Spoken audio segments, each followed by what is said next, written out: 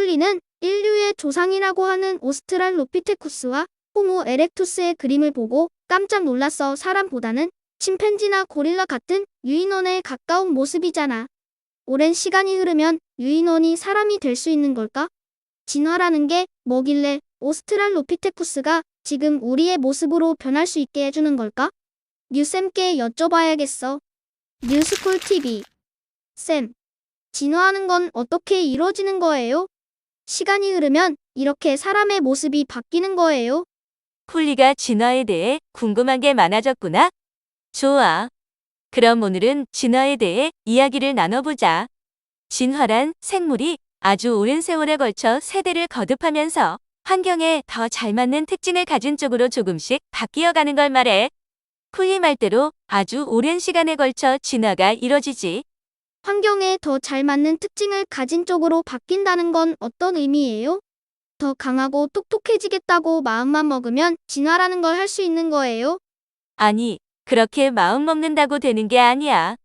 진화가 일어나는 대표적인 방법 중 하나인 자연 선택부터 살펴보자. 이 완두콩을 볼래? 같은 완두콩이라고 하지만 색깔도 모양도 조금씩 다르지? 이렇게 자연의 모든 생물은 개체마다 원래 조금씩 다른 특징을 가지고 태어나. 형제, 자매인데도 얼굴 생김새나 성격이 조금씩 다른 것처럼요? 그렇지?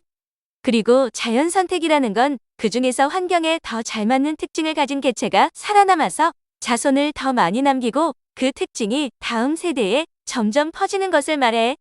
갈라파고스 섬의 핀치새를 예로 들어볼게.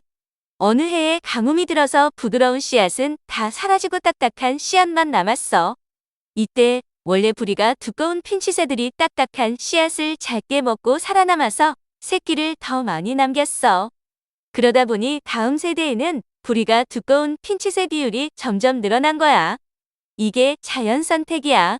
아하, 원래 환경에 유리한 애들이 있었고 그들이 살아남아서 더 많은 자손을 남기니까 같은 특징을 가진 애들이 점점 더 많아진다는 의미네요.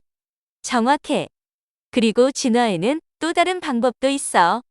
성선택이라고 하는 건데 짝을 만나는데 유리한 특징이 다음 세대에 퍼지는 거야. 짝을 만나는데 유리한 특징이요. 공작새 수컷의 화려한 꼬리 맞지? 그 꼬리는 사실 도망칠 때 방해만 되는 특징이야.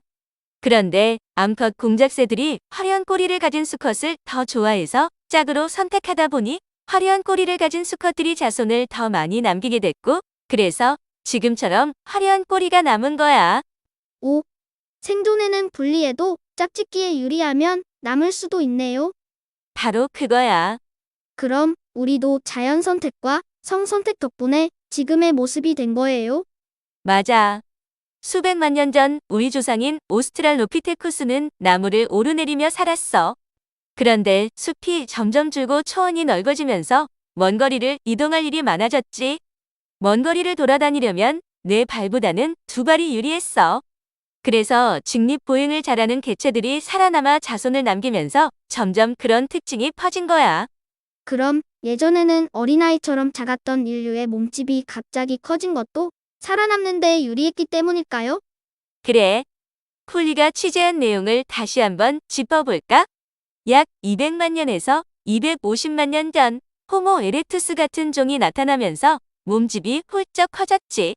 이들은 오스트랄로피테쿠스보다 더 멀리 이동해야 했고, 그러려면 더 많은 영양 섭취가 필요했어. 때마침 사냥 기술이 발달해서 고기를 더 많을 수 있었지. 이런 변화가 오랜 시간에 걸쳐 이뤄지면서 큰 몸을 가진 개체들이 살아남아 자손에게 그 특징을 물려주게 된 거야. 쌤, 그럼 호모 사피엔스는 어디에서 갑자기 나타난 거예요? 호모 에렉투스가 진화해서 호모 사피엔스가 된 걸까요? 현재 인류를 일컫는 호모 사피엔스는 약 30만 년 전 아프리카에서 나타나 전 세계로 퍼졌다고 하지. 호모 사피엔스 역시 어느 날 갑자기 땅에서 솟아난 게 아니라 여러 진화의 단계를 거쳐 나타나게 된 거야. 인류의 진화는 한 줄로 이루어진 게 아니라 나뭇가지 모양으로 이루어진다고 했던 거 기억하지? 오스트랄로피테쿠스에서 호모 에렉투스로, 호모 에렉투스에서 사피엔스로. 이렇게 한 줄로 정리하면 단순해 보이지만 이 안에는 수많은 인류의 가지가 생겼다, 사라지길 반복했고 이 안에 수많은 조상들의 특징이 녹아있다는 걸 꼭 기억해야 해. 쌤, 그런데 지금 지구의 환경을 보면 지역마다 완전히 다르잖아요. 어떤 곳은 너무 춥고 어떤 곳은 아주 덥고 습하고요.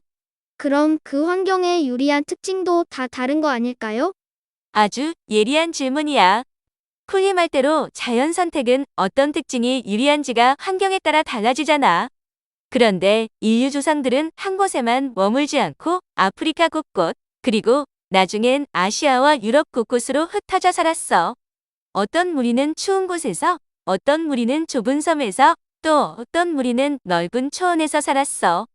그러니까 같은 조상에서 출발해도 사는 곳에 따라 서로 다른 방향으로 갈라져 나간 거지. 그래서 인류 진화는 외줄기 사다리가 아니라 여러 갈래로 뻗어나간 나뭇가지 모양인 거야.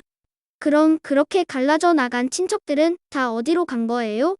지금은 우리 사피엔스만 남아 있잖아요.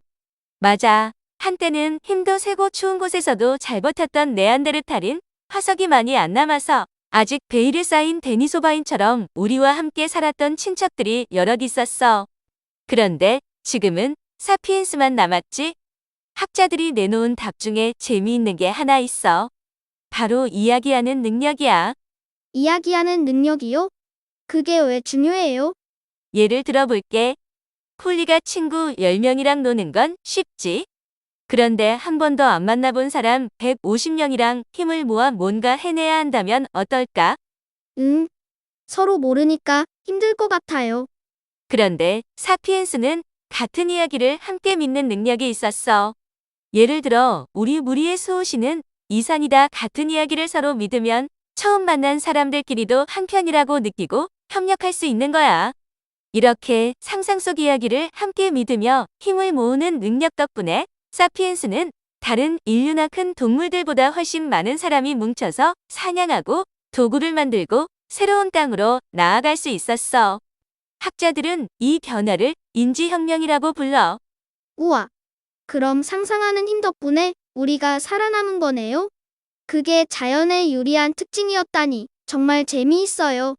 오늘 배운 걸 정리하면 자연 선택과 성선택으로 생물은 진화하고 우리 조상도 환경에 따라 여러 갈래로 나뉘어 진화했는데 그 중에서 이야기하는 힘을 가진 사피엔스만 살아남았다는 거네요. 완벽한 정리야. 사피엔스는 이렇게 살아남은 다음 농사를 짓고 마을과 나라를 이루면서 또 한 번 큰 변화를 겪게 되는데 그 이야기는 다음에 또 해줄게. 화면을 열면 새로운 세상이 보여. 어제 본 뉴스도 교실로 들어오네. 궁금증 가득한 눈빛으로 질문해. 함께 걸어가며 지혜를 쌓아볼까? 뉴스와 교과서가 하나로 만나는 곳. 뉴스쿨 TV에서 꿈을 키워가요. 쿨리의 호기심 뉴스의 지혜로 반짝이는 내일 우리 함께 만들어요. 반짝이는 내일 우리 함께 만들어요. 어렵게만 느껴진 세상의 이야기도